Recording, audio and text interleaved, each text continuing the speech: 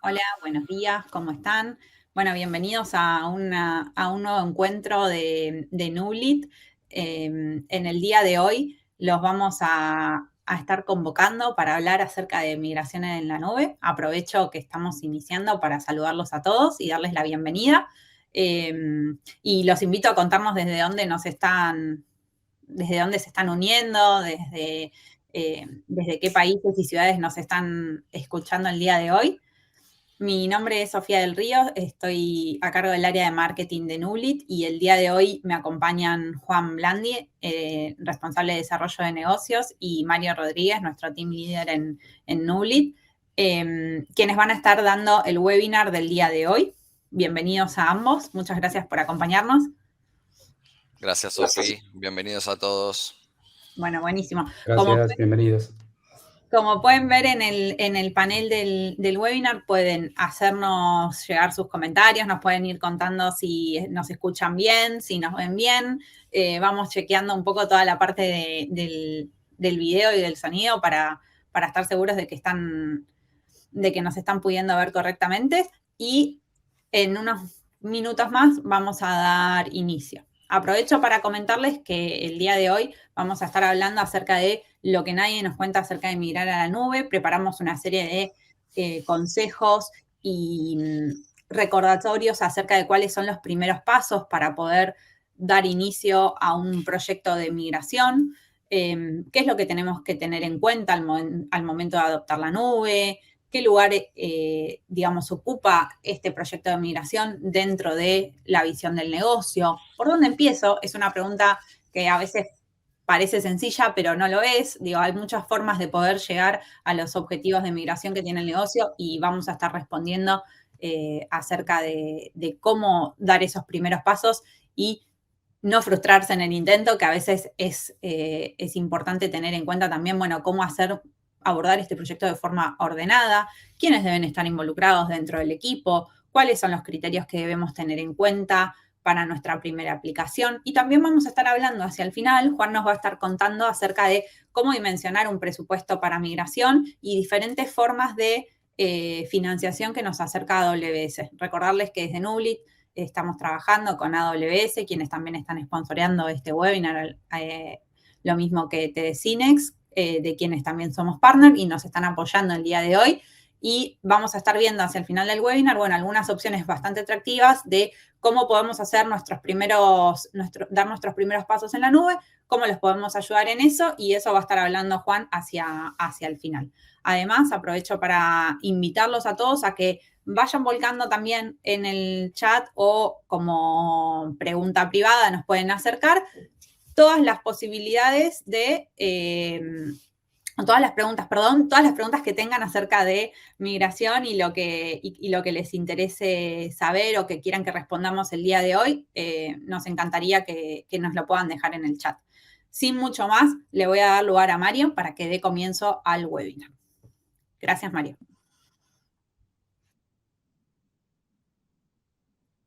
Hablar es de migrar a la nube de AWS, ¿tá? Pero lo vamos a hacer desde una mirada práctica, es decir, no vamos a solamente describir los clásicos modelos de migración que recomienda AWS, sino que vamos a contar cómo lo hacemos en Nublit y comentando al mismo tiempo cuáles han sido nuestras experiencias, ¿ok? Vamos a hacer la presentación y al final armamos una ronda de preguntas que vamos a responder, ¿ok? Entonces, voy a empezar por reconocer que la primera migración grande que tuvimos a la nube fue un desastre. Es decir, al final todo quedó on-premise como estaba antes, ¿sí? Digamos, habíamos planificado migrar todo a la nube y todo quedó on-premise finalmente. ¿Sí? Y por las dudas no se vayan, quédense. Eso pasó hace varios años y después de esa experiencia tuvimos varias que salieron bien, por suerte. Pero hablando en serio, la verdad es que sirvió muchísimo para aprender y no repetir errores, ¿tá? Como dice un amigo, lo importante es cometer errores nuevos, ¿tá? Y con el diario del lunes estoy seguro que pasó porque no hicimos una planificación en conjunto con el cliente antes de empezar a trabajar, ¿tá?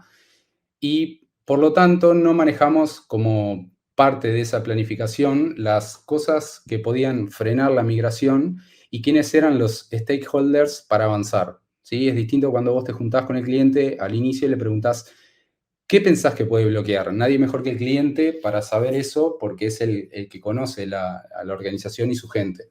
Entonces, cuando llegás a ese bloqueo en el medio de la migración, es diferente cuando los actores claves, de alguna manera, dicen, sí, ya lo discutimos en la planificación.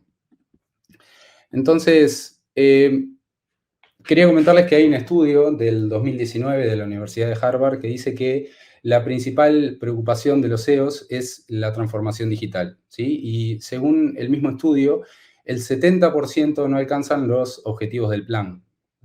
Volviendo a lo que decía antes, es verdad que sin planificación esto no sale, pero también es verdad que hemos visto que muchas veces un exceso de planificación que genera, pensar tanto, ¿sí? A su vez genera una especie de parálisis por análisis, es decir, se junta tanta información que es cada vez más complicado tomar una decisión. Y llega un punto que en el medio aparecen otras prioridades y se termina pateando el tema para adelante, ¿sí? Para tener un punto medio entre planificación y exceso de planificación, lo que hacemos es seguir un marco que vamos a ver ahora. ¿Para qué? Para tener una serie de etapas que tienen un comienzo y un final, ¿sí? Y de alguna manera apunta a tener un resultado que sale de pasos específicos y que no nos frustremos durante el proyecto, ¿sí?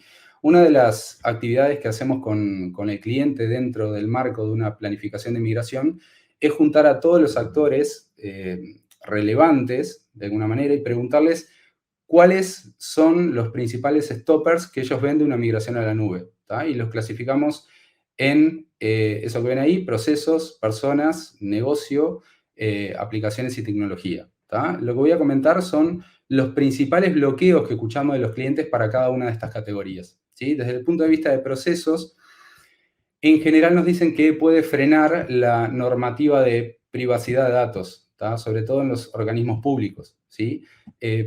Para personas siempre surge la falta de conocimiento sobre la nube, la resistencia al cambio y la falta de compromiso real para la migración. Para negocio surge el problema de la financiación de un costo que es variable, ¿sí? Para aplicaciones lo que nos dicen es que puede ser un problema la enorme dependencia entre las diferentes aplicaciones que tienen on-premise. Y para tecnología lo que más preocupa es la latencia, ¿tá? Aclaro que esto no es algo que digo yo, sino son las cosas que mayormente escuchamos del cliente cuando hacemos esa actividad, ¿sí? De analizar los posibles bloqueos. Con esto quiero decir que la planificación previa es muy importante, pero además hay que apoyarse en metodologías para no morir en el intento, ¿sí? En nuestro caso lo que hacemos es usar metodologías de varios cloud providers que nos han dado resultado y no solamente de AWS. Ahora, ¿cuál es el marco de migración del que vamos a hablar? Ya que estamos hablando de AWS, el marco de referencia que vamos a usar de base es el que ven en pantalla, ¿sí? Y tiene 3 fases. La primera es la de evaluación. Acá lo que hacemos es juntarnos con el cliente, conocer los stakeholders, conocer los principales actores en la migración, entender la motivación para ir a la cloud, conocer los ambientes, relevarlos, etc. Para bajar más a tierra lo que se hace, primero lo que se llama el MRA, ¿sí? El Migration Readiness Assessment, que es básicamente responder un pool de preguntas para entender qué tan madura está la empresa para migrar a la nube, ¿sí? De alguna manera identificando áreas fuertes y débiles, ¿tá? De hecho, al final se muestra un dashboard, un tablero, diciendo en qué se está peor. Digamos, y lo más importante es que sirve para alinear a todo el equipo del lado del cliente, ¿sí? Otro proceso que se hace en esta etapa es el de Rapid Discovery, ¿tá? Acá se hace un relevamiento de toda la infra que se tiene on-premise, y con eso se hace un estimado del TCO, el Total Cost of Ownership.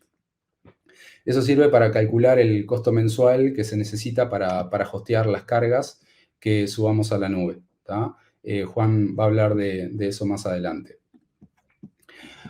La etapa de assessment o evaluación se hace entre la semana 1 y la 6, ¿tá? En ese tiempo se arma un taller o un workshop de algunas horas para alinear a los diferentes actores del cliente y el partner, que en este caso nosotros. Disculpen. Esto que ven es parte de lo que hicimos en el último taller con arquitectos de AWS y el cliente. De hecho, esto es algo que no lo hicimos nosotros, lo presentó AWS y lo traigo porque me pareció súper interesante y muy bien resumido. Básicamente lo que muestra es qué se espera del taller y qué metodología es la que se va a usar. Esto puede ir acompañado del MRA que hablábamos antes. O sea, básicamente lo que se espera es lo que ven en pantalla: trazar los objetivos estratégicos de la migración, priorizar, seleccionar las aplicaciones piloto y generar el roadmap, definir los criterios de éxito de los pilotos, identificar riesgos, bloqueos y planes de mitigación o remediación, diseñar las arquitecturas en nube y plan de migración de los pilotos, definir el equipo de cliente, responsables, roles y necesidades. Sí, o sea, en pocas palabras, al final del taller tenemos que tener claro qué aplicación vamos a elegir para armar un piloto y quiénes van a participar en la implementación de ese piloto. Y la metodología que se usa para cumplir esa expectativa es a través de setear objetivos, establecer criterios de priorización, de esto vamos a hablar más adelante, elegir la aplicación en función de esos criterios, armar una arquitectura en AWS para hostear la aplicación, armar un plan de acción, armar el equipo de personas, quiénes van a ser los actores claves, digamos, a quienes hay que tener informados, a quienes hay que tener contentos de alguna manera, ¿tá? Y por último, setear qué se lleva de deberes cada uno de los actores que estuvieron en el taller. Algunos se llevarán seguir trabajando en la arquitectura, otros se llevarán a qué motor de base de datos migrar, otros se llevarán qué datos se puede poner en la nube para no incumplir determinadas normativas, no sé, diferentes deberes. Bueno, algo que mencioné antes por arriba son los criterios de priorización de la aplicación que se va a usar como piloto, ¿tá? Esto es fundamental. ¿Por qué? Porque si yo elijo mal la aplicación, entonces me va a generar una frustración enorme y va a pasar lo que dije al principio, no se va a migrar nada, ¿tá? Entonces, para eso lo que voy a hacer es armar una matriz de priorización. Primero me voy a hacer una lista de aplicaciones posibles para migrar, una lista de atributos que tiene que tener la aplicación para llevarla a la nube, ejemplo que cumpla con lo normativo, que tenga pocas dependencias, que se conozca bien, ¿sí? Etcétera. Por las dudas, digamos, no digo que estos tengan que ser los atributos, digo que deberían definirse esos atributos en el taller.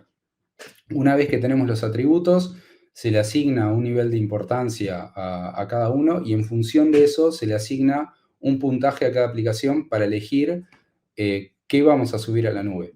¿Ok? Les decía, otra actividad que se hace en esta etapa es la de un Rapid Discovery, ¿tá? ¿Para qué? Para saber lo que se tiene. Software, para eso hay muchos. AWS tiene el suyo, se llama Migration Hub. La verdad es que nos ha dado buenos resultados. Ni que hablar, el inventario de servidores es fundamental en la aplicación, ¿tá?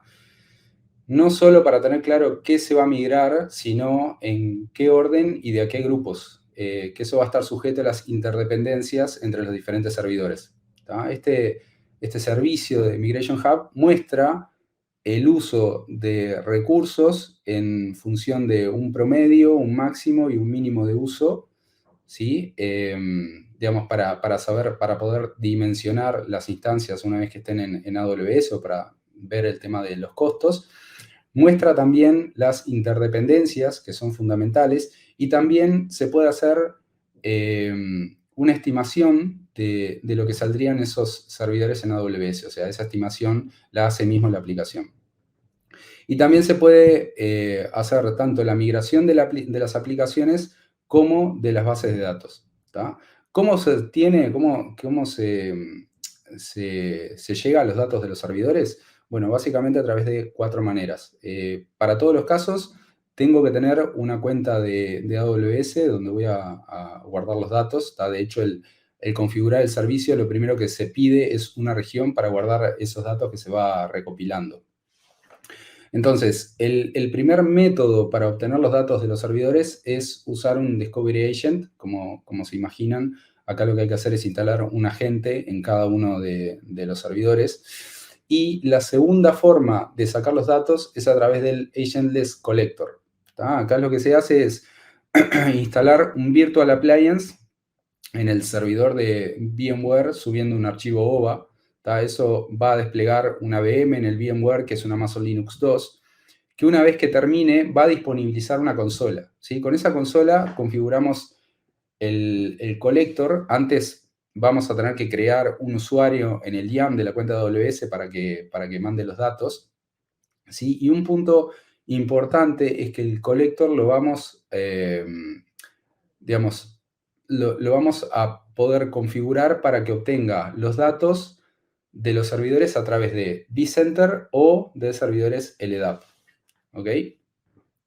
El otro método es usar el collector de Migration and Evaluator, ¿tá? Que de fondo es un software que AWS compró en el 2019 que se llama TCO Logic, que entre otras cosas como ventaja tiene soporte con Hyper-V, que el otro no tiene.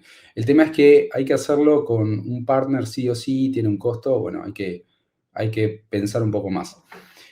Y por último está el import, ¿tá? Que es básicamente una manera de traer los datos de los servidores on-premise sin usar lo anterior. Entonces, ¿de qué manera? Bueno, la menos linda, que es bajar un template en CSV y llenar los datos en una planilla Excel para después subir los datos a un bucket de S3. ¿Tá? Una vez que juntamos todos esos datos con alguna de estas 4 maneras, se pueden hacer queries con Athena, que es otro servicio de AWS, pero para analizar datos armando queries con SQL.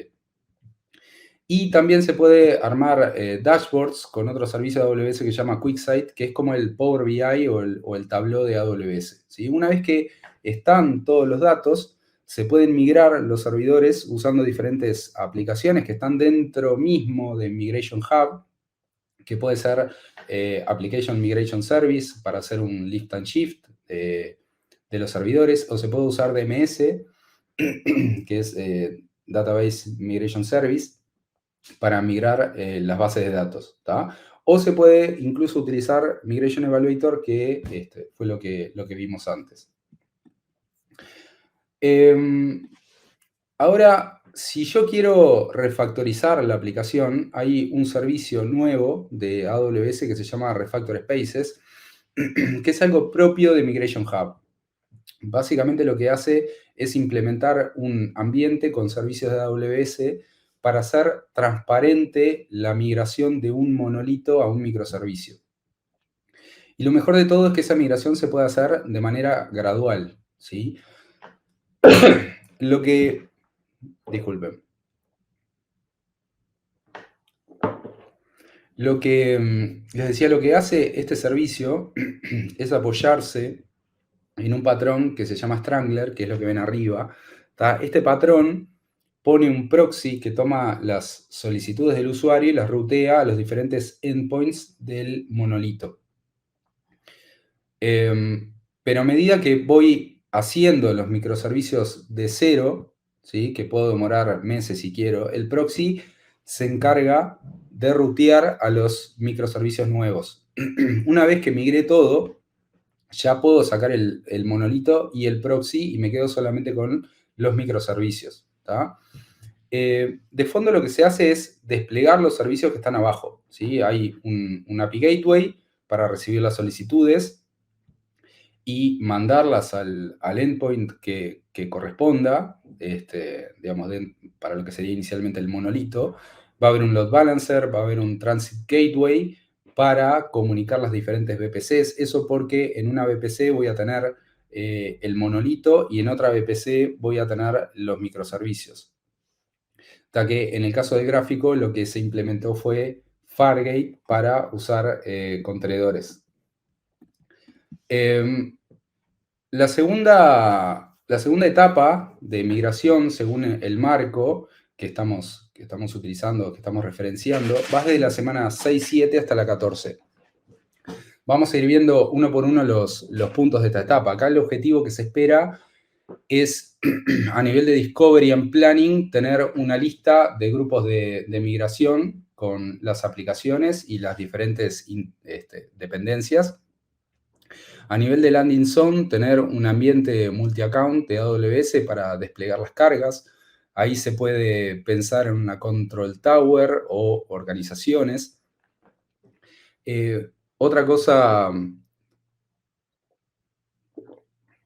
que tiene que estar armada es la red antes de llevar las cargas.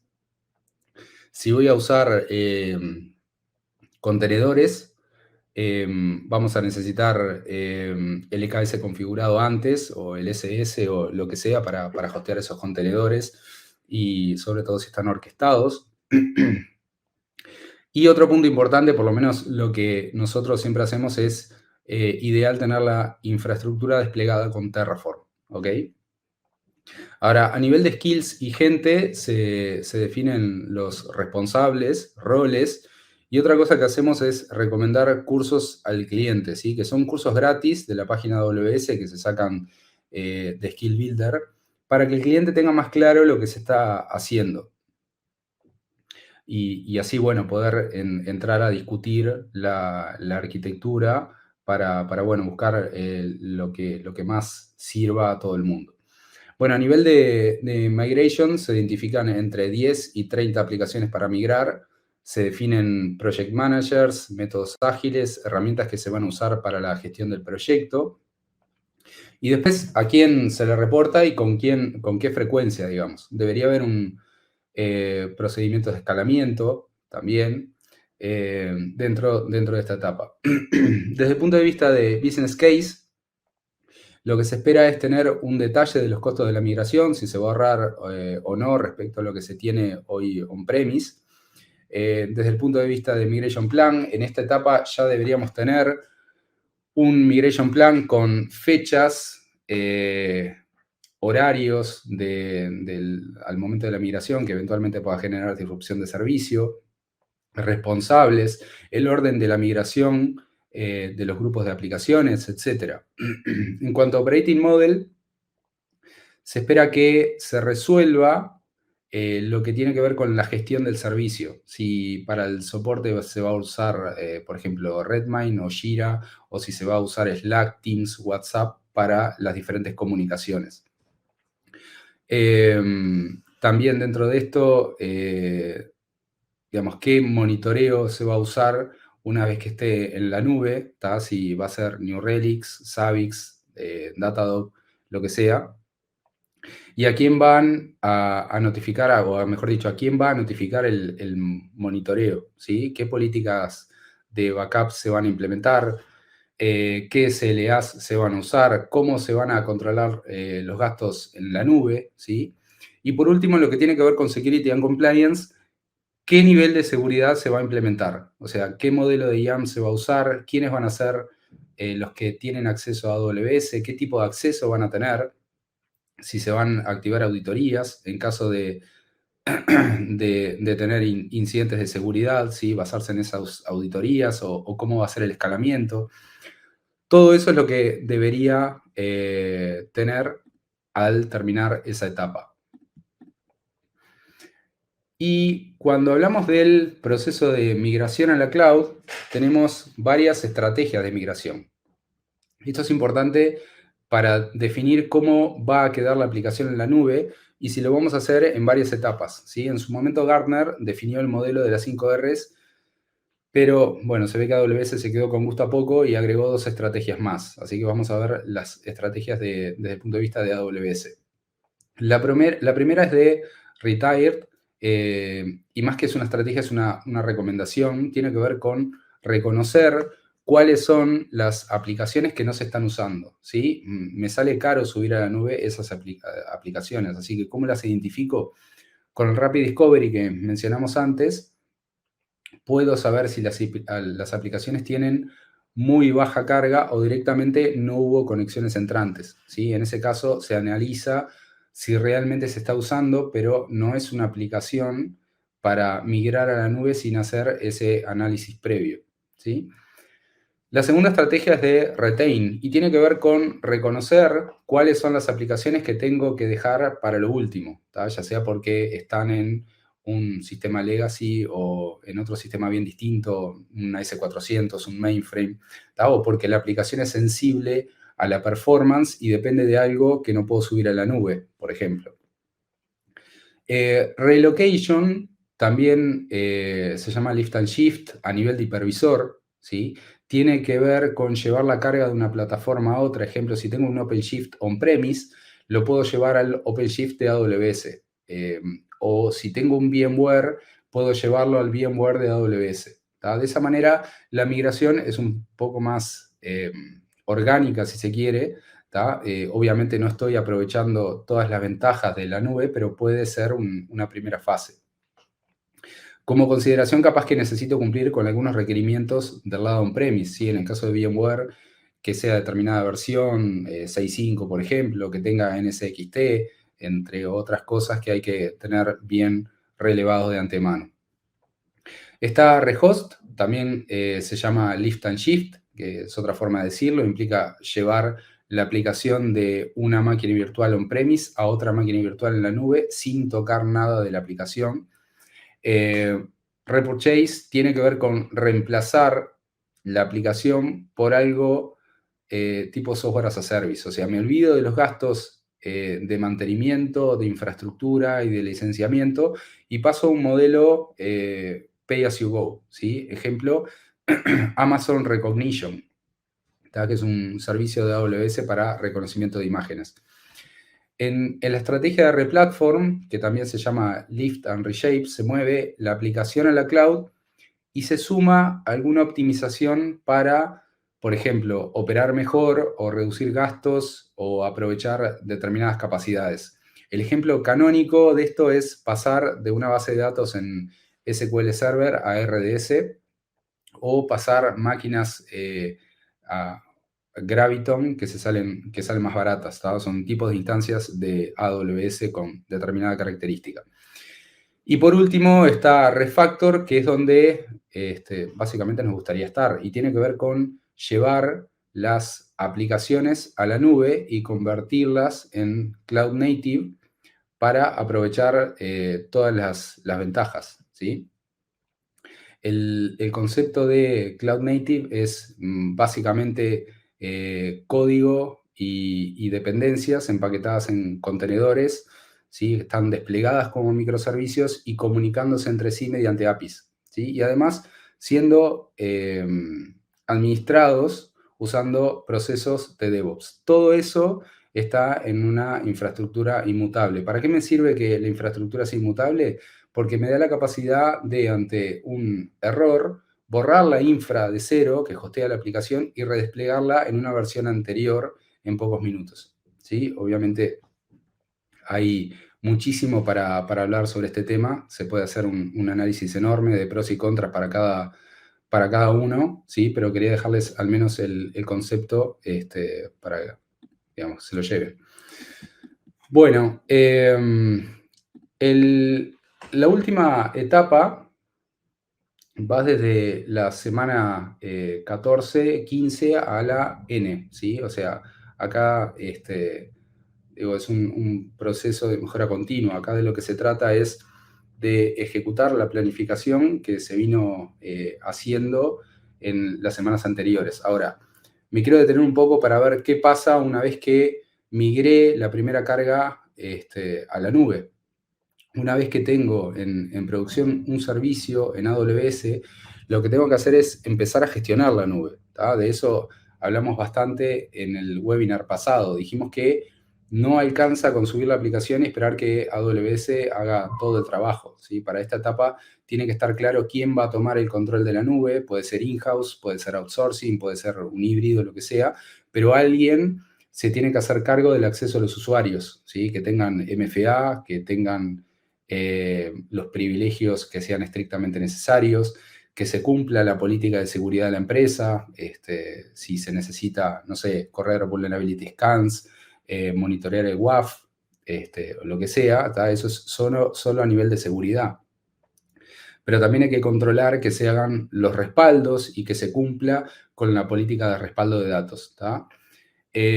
Otro punto importante es que se hagan las actualizaciones de los sistemas operativos, ¿tá? Y no solamente de los sistemas operativos, sino del, por ejemplo, orquestador de contenedores, ¿tá? De los motores de la base de datos, y no solo me refiero a los que corren dentro de máquinas virtuales, sino también a las que están como Platform as a Service, ¿sí? Que puede ser RDS, Aurora o lo que sea. Y una parte importante, digamos, es gestionar el monitoreo, no solamente que si se cayó un servicio o se llenó un file system, deberíamos tener un APM para tener claro la traza completa desde que entra la solicitud hasta que pega contra la base de datos, ¿sí? Obviamente hay mucho para comentar sobre esto también, pero lo que hay que tener claro es que hay un montón de cosas para hacer una vez que la aplicación está migrada a la nube. Bueno, hasta acá lo que quería comentarles. Espero que les haya aportado. Si hay alguna duda, pueden escribirla en el chat y la respondemos más adelante. Ahora le doy el lugar a Juan para que les cuente los aspectos económicos de la nube. Buenísimo. Gracias, Mario. Excelente la presentación, súper claro.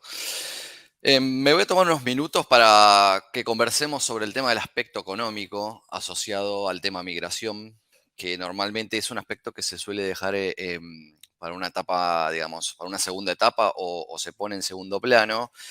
Y es un aspecto que se debe abordar casi al inicio de la conversación, porque muchas veces el dejarlo en un segundo plano o el restarle importancia genera el fracaso de un proyecto de migración. ¿Ah? Entonces, bueno, analizar y tener en cuenta, además de los móviles técnicos, cuáles son los móviles a nivel negocio y estratégico para la compañía para pensar en una migración a la nube, ¿no? Los móviles pueden ser varios. Minimizar riesgo, por ejemplo, aprovechar la economía de escala de los fabricantes de nube para poder implementar soluciones de seguridad, de backup, de disaster recovery, que nos permitan minimizar el riesgo, como dice acá la presentación, de las infraestructuras más tradicionales que tenemos o incluso cuando nosotros nos encontramos con empresas más chicas, suelen tener infraestructuras sin contingencia o sin backups eficientes y suelen tener alto riesgo de pérdida de información. Cambiar de mentalidad, ¿no? De esto de modelo de contratación OPEX a CAPEX, que básicamente significa que si yo tengo que comprar máquinas para mi data center o directamente tengo que renovar un data center completo y nos encontramos con esta situación, la compañía y el área financiera se va a encontrar frente a la situación de o tener que hacer una gran erogación para renovar todo el parque de hardware y también adecuar las infraestructuras de los edificios, o pasar a un modelo de suscripción por contratación mensual. Y no solo eso, nosotros cuando hablamos con las empresas también le pedimos que tengan en cuenta lo siguiente. Si yo estoy en etapa de renovar mi data center y volver a comprar todo, probablemente lo que me va a pasar es que si defino seguir bajo el modelo de data center, lo que voy a estar haciendo es hipotecar tecnológicamente a mi compañía por los próximos 5 a 10 años. Es decir, el tiempo que yo establezco que va a durar ese data center de mi compañía. ¿Por qué digo hipotecar tecnológicamente? Básicamente porque yo ya sé que durante los próximos, no sé, 5 a 10 años, imagínense estar en el 2030 o proyectar de acá al 2030 seguir con el modelo de data center tradicional, cuando estamos viendo que en general en la industria se está tendiendo a ir a la nube para aprovechar las ventajas tecnológicas. Y yo ya sé que si yo decido renovar el modelo tradicional de data center, por los próximos 5 o 10 años mi compañía no va a poder salir de eso. Y probablemente pueda llegar a querer o a necesitar. Entonces también hay que meterlo dentro del factor de análisis. Por otro lado, tenemos empresas que están empezando a trabajar con un modelo de aprovechar los recursos de la compañía para trabajar en el core del negocio. Entonces empiezan a sacar fuera de la compañía diferentes áreas o verticales que no son core del negocio. TI puede ser alguna de estas áreas que las compañías decidan sacar para concentrarse en su negocio. Nos está pasando con clientes y puede ser un móvil interesante también. Y por último, y más asociado a lo que dijo Mario, la ventaja tecnológica, pero que también es una ventaja para el negocio, es ganar agilidad y escalabilidad rápidamente con el modelo de nube. Entonces, asociado a estos 3 momentos que veíamos antes de cuáles son las 3 instancias que se deben abordar para migrar a la nube, también tenemos los mismos 3 momentos que debemos abordar desde lo económico financiero, ¿no?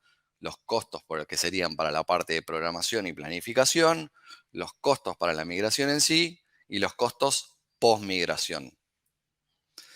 Entonces, si hablamos de la etapa de planificación, deberé tener en cuenta, bueno, la parte del personal, si voy a capacitar o voy a generar habilidades dentro de mi equipo o me voy a apoyar en un partner para toda la parte de planificación y análisis previo. ¿Qué herramientas voy a necesitar? Ahí Mario nombró algunas para dimensionar mi infraestructura. Si tengo que adecuar las redes de comunicación entre mi data center y la nube que van a ser necesarios para la etapa de migración. Bueno, y todo el armado del plan de migración que también lleva tiempo y recursos. Durante la migración también voy a tener tiempo de personal para ejecutar la migración, sí o sí, aunque contrate servicios profesionales y software para apoyar la migración, dentro de mi compañía también voy a tener que utilizar diferentes recursos de diferentes áreas. Y además tengo que tener en cuenta que durante la migración seguramente vamos a necesitar mantener paralelos recursos de los que tengo en mi compañía a los que ya vaya teniendo en la nube hasta que finalmente termine por completo la migración y pueda pagar mi data center. Así que es un costo que también se debe tener en cuenta. Y para después de la migración, no es que tenemos que tener en cuenta después de la migración los costos de consumo de nube, sino que previamente, cuando yo analice las 3 instancias, voy a tener que tener en cuenta que post migración, ¿qué costos voy a tener? Voy a tener el costo de consumo, ahora vamos a hablar un minuto de eso, y los costos de mantenimiento y operación y modernización. Y en cuanto a los costos de nube, acá quería hacer un apartado especial, ya que los fabricantes de nube tienen diferentes modelos de contratación. Es decir, nos vamos a encontrar con modelos de contratación por consumo. Nosotros vamos a ir cambiando el consumo de nube a medida que empecemos a consumir más recursos. Entonces no nos comprometemos con ningún consumo específico. Si el consumo sube, nosotros subimos nuestro costo. Si el consumo baja, baja el costo automáticamente. Suele ser el costo más alto, es como cualquier modelo de contratación, si uno lo paga por mes suele ser más caro que si paga un abono anual, en la nube pasa lo mismo, y en este sentido AWS también tiene otros 2 modelos de contratación, que es instancias reservadas y saving plans. En el modelo de instancia reservada, nosotros lo que le vamos a decir a AWS es, bueno, si yo ya sé que estas máquinas las voy a tener fijas y las voy a tener durante largo tiempo, me comprometo a contratar esta máquina en particular, esta máquina virtual, que puede ser por 1 o 3 años y eso me baja mucho el costo. En cuanto a lo que es saving plans, cambia un poco. Yo me comprometo a un consumo de cómputo mínimo. Después es un poco más flexible porque me deja subir el cómputo o el requerimiento de esa máquina virtual a necesidad, pero sí me comprometo a un mínimo de consumo, entonces eso también me genera un ahorro. Es importante que cuando armemos los costos de consumo en la nube, tratemos de tener en cuenta o tener lo mejor posible mapeado lo que voy a tener que subir a la nube, las diferentes instancias, los diferentes aplicativos que voy a tener para poder aprovechar estos planes de contratación diferentes y generar un costo más eficiente. Entonces acá también empieza a jugar cómo es el modelo tradicional de consumo de tecnología versus el modelo de nube, ¿no? En donde en un modelo tradicional se hace a través de adquisiciones específicas, donde yo estimo un costo y una capacidad por adelantado. Esto es algo que es difícil de calcular, pero tengo que tratar de calcular el costo de la tecnología que no utilizo. Ustedes saben que cuando si compran un servidor o si arman un data center, tienen que estimar cuánto voy a estar consumiendo en ese data center de acá a 3, 5, 7, 10 años, según el modelo que yo arme. Y todos esos recursos que yo compré y aboné por adelantado, que estoy sin utilizar, también es costo de oportunidad y es dinero que genera un costo. Los ciclos de adquisición son largos, sabemos que comprar equipamiento es algo que demora y dependiendo la situación mundial puede ser aún más largo. Todos sabemos que en pandemia comprar un servidor era una epopeya y tardaba, no sé, 30, 60, 90 días en llegarnos un servidor, a veces más. Tengo altos costos en caso de fallar. Si yo estimo un requerimiento, si yo estimo una capacidad y me equivoco con esa capacidad, el costo es bastante alto. Y al ser estructuras tan rígidas, las condiciones para experimentación no son para nada baratas. Por el contrario, en el modelo de consumo de nube, se utilizan los recursos bajo demanda. Esto me permite subir y bajar los recursos a necesidad. La compra es instantánea. Si tenemos algún área de la compañía que tiene un requerimiento de una implementación que requiere una urgencia, bajo este modelo podemos responder rápidamente. Por eso siempre hablamos de agilidad y flexibilidad. Tenemos un costo muy bajo en fallar. Si nosotros implementamos algo que creíamos que iba a estar bien y no es así, podemos volver rápidamente atrás y desplegar otro modelo.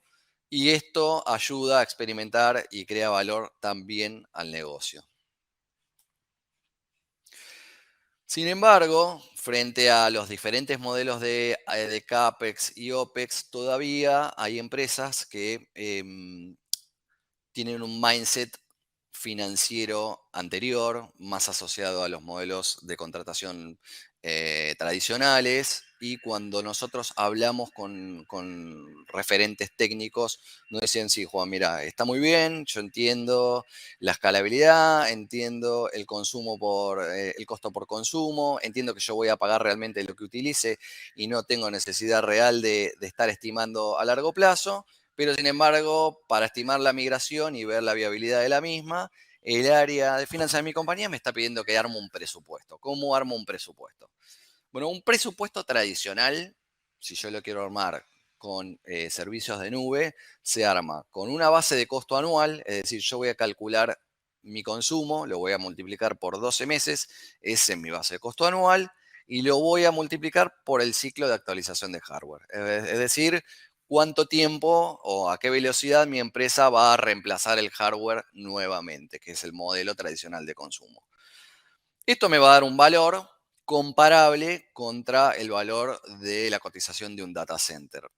Lo que sí termina no siendo real y seguramente va a quedar más caro si yo lo comparo contra la cotización de un data center, y nos pasa seguido, por varios motivos. El primer motivo es que yo no voy a estar desde el mes 1 gastando lo que proyecté para gastar en el año 5, sino que voy a estar realmente pagando por lo que se consuma en el mes 1. Entonces ahí la recomendación es sumar a los equipos de finanza para que ayuden a generar el cálculo sobre una base de cálculo de consumo proyectado, como hacíamos tradicionalmente, a 5 años, versus una base de consumo actual, y de esta manera armar una proyección escalonada. Esta va a ser una cotización o una proyección financiera bastante más real que decir, bueno, dentro de 5 años voy a estar cotizando tanto, multiplico eso por 12 meses por los 5 años. La segunda recomendación, que yo les dije que tenía 2 recomendaciones, es no va a ser un costo real, porque como mostró Mario en cuáles son los pasos de una migración, Una vez que yo realice la migración bajo el modelo Lift and Shift, probablemente como primera instancia, voy a empezar a trabajar en la optimización de lo que migré. Es decir, modernizar servicios hacia microservicios, containerizar, migrar bases de datos tradicionales tipo MySQL o, Microsoft SQL a motores de base de datos nativos de AWS, empezar a deprecar máquinas virtuales de aplicativos que realmente no se están usando. Hay una etapa de optimización, que es la migración, que me va a ayudar a mí a bajar el costo inicial que suelen haber en los primeros tiempos de las migraciones. Entonces, estos dos aspectos, cuando mi área de finanzas venga y me diga, bueno, no, mira, pero a mí tráeme un precio, decime cuánto vas a gastar en 5 años de nube, y así yo lo comparo contra el data center que me cotizó el otro proveedor, hay que involucrarlos para que entiendan y nos ayuden a trabajar estos aspectos también. Finalmente, además de todo eso, tener en cuenta cuáles son los marcos de valor de la nube, ¿no? Además digamos, de los requerimientos financieros, que es la posibilidad de ahorrar en infraestructura optimizando, que es mejorar la productividad de mis equipos, tanto de infraestructura como de desarrollo y del negocio, la resiliencia operacional. Nosotros tenemos SLAs con RTO y RPO muy bajos que nos permiten asegurar continuidad de negocio, y eso también es costo operativo a favor de la compañía. Agilidad en el negocio, si yo tengo que lanzar nuevos productos o implementar tecnología nueva en la compañía, voy a tener mucha facilidad. Y el pilar de sostenibilidad, que para muchas empresas es importante, que es cómo impacto en el medio ambiente. AWS tiene todo un pilar de sustentabilidad del medio ambiente, que se lo podemos compartir sin problema. Y para algunos de los clientes con los que hablamos, esto es un pilar importante también. Entonces, bueno, si bien hoy decimos que la nube es el nuevo data center, la conclusión es que no lo podemos tratar igual.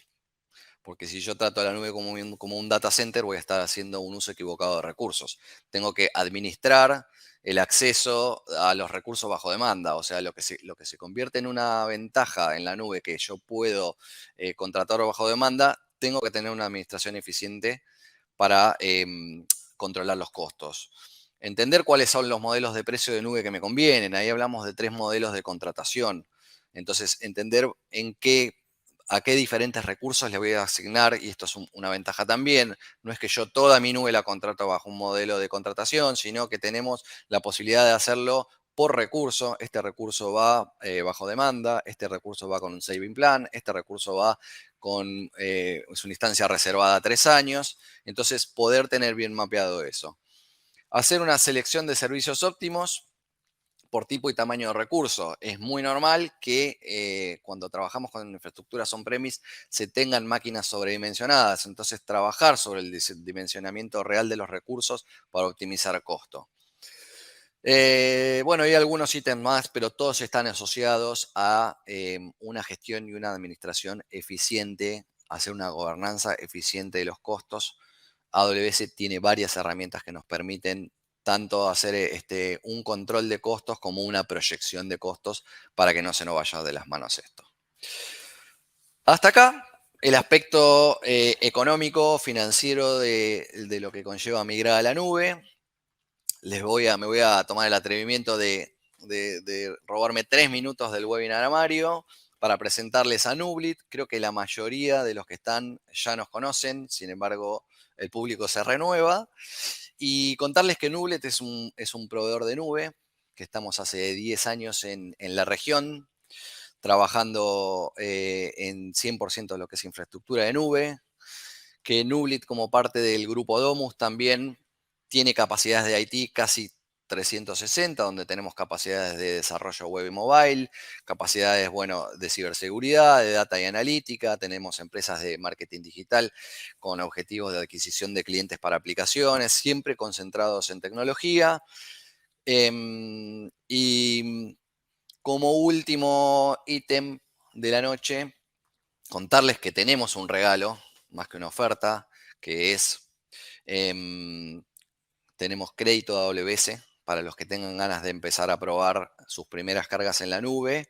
Y tenemos una oferta puntual para todos los que estén acá y les interese, que es 50% de descuento para un proyecto de assessment de migración.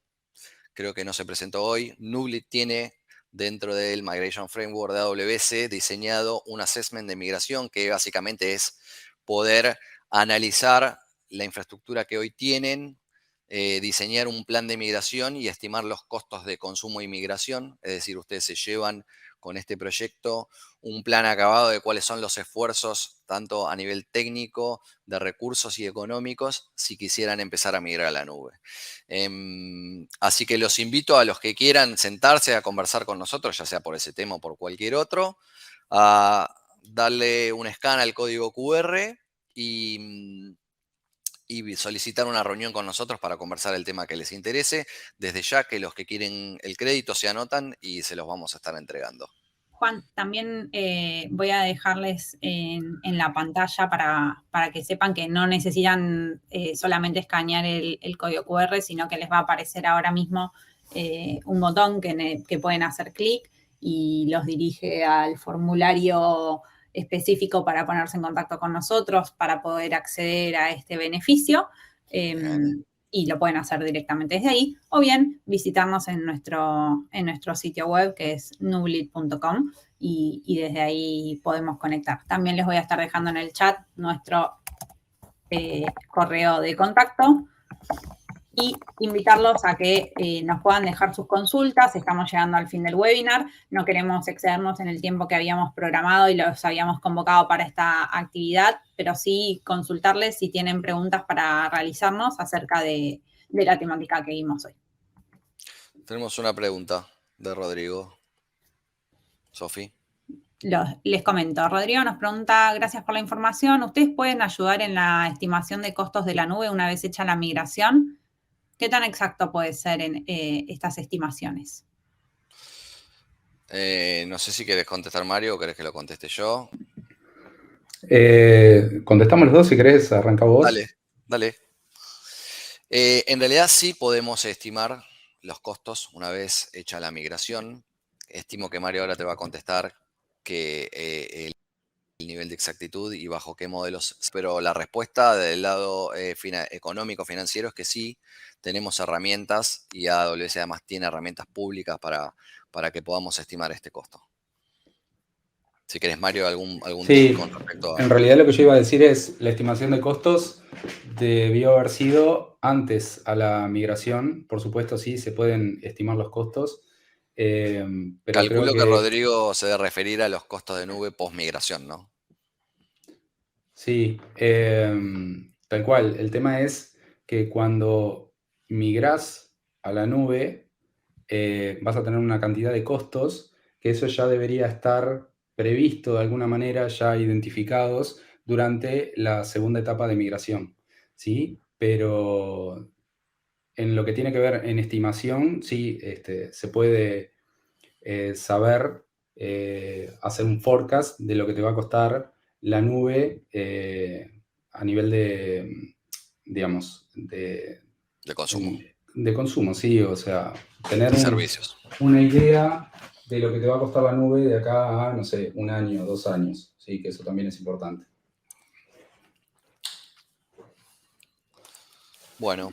Okay. No sé si hay alguna pregunta más en la audiencia, si no, agradecerles a todos por acompañarnos el día de hoy. Esperamos que esta dinámica les haya aportado información de valor y también invitarlos a que nos dejen qué temáticas les gustaría hablar o conocer a futuro para poder tenerlo en cuenta en nuestra programación de webinars. Este es el episodio 2 que hemos realizado acerca de migración. Les recordamos que tenemos en nuestro canal de YouTube, se los vamos a hacer llegar todos los webinars que vamos realizando, donde pueden ver ediciones pasadas y sobre otras temáticas que hemos hablado que están muy interesantes. Así que si no hubiera más consultas, damos por finalizado el encuentro de hoy. Les quiero agradecer mucho a Mario y a Juan por la información que nos brindaron y a todos ustedes por habernos acompañado en el día de hoy.